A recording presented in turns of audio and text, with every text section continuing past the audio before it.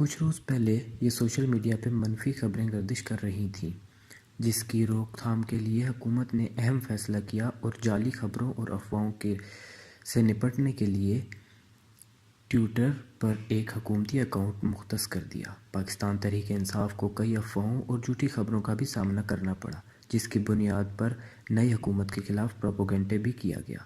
کچھ روز سے social media پر عمران خان کی اہلیہ کی امید سے ہونے کی خبریں گردش کرنے لگیں۔ تاہم وزیر اطلاعات و نشریات فواد چودھری کے بنائے ہوئے اکاؤنٹ سے اس بات کی وضاحت سامنے آئی، جس میں کہا گیا کہ بے بنیادی خبریں بنانا اور پھیلانا مناسب فعل نہیں اور ضابطۂ اخلاق کی خلاف ورزی ہے۔ اس طرح کا رویہ انتہائی ناقابل معذرت ہے۔